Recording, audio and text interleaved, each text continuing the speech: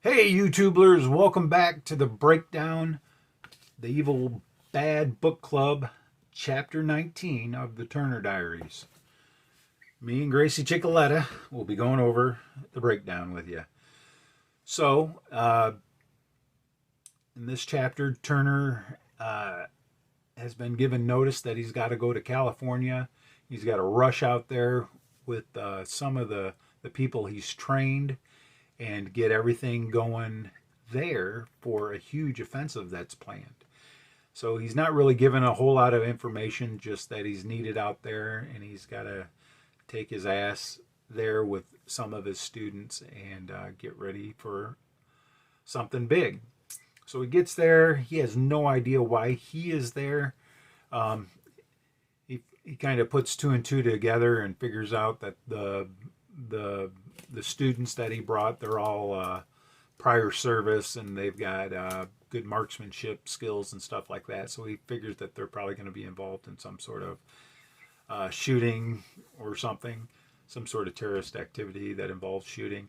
And then as things go on, he also discovers that it's going to be a huge offensive, kind of like the Tet Offensive during Vietnam, where they plan on attacking multiple targets all over the nation. Um, Still doesn't make sense to him because he doesn't know what his part in this is, other than the people that he's trained. So it's basically going over how the the organization has really metamorphosized over the couple years where they are able to come up with money now, where when they first started their guerrilla activities, they didn't have any money. They didn't have pots to piss in. They were broke.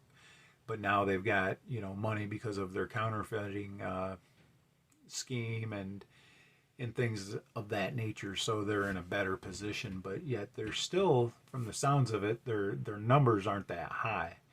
Um, I believe it was like totally there's like 5,000 that are actually involved. And, in a country the size of the United States, even in the 90s, I mean, I think, we were probably still, 300 million in the 90s.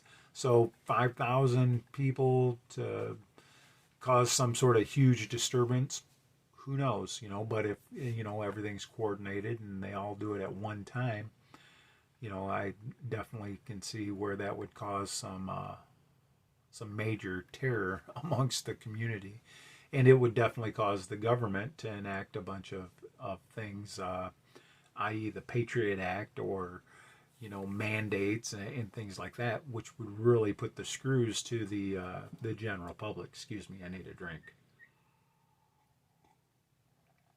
Um, so I think that's going to be the thing, is we're going to see how a coordinated attack on this scale might affect the government, or the system, as it's called in the book.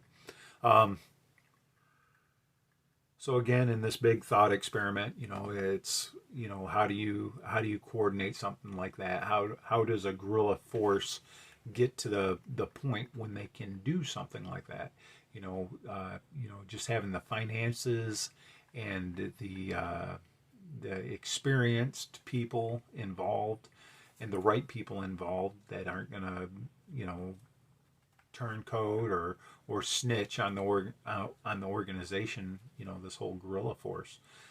So it's getting really interesting. I think things are starting to pick up now. uh, we're on chapter 19. I think there's only maybe 7 more chapters in the book, so we're coming down to the wire. So shit's getting real. So anyway, kind of a short chapter this time. um, let me know what you think about what's going on. um, if you can, like, share, subscribe. For some reason, I don't think I'm getting any subscribers or anything. I thought maybe doing something as